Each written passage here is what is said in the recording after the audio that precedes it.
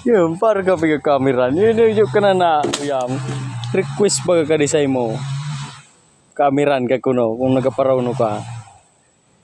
Para ka piga-videoan.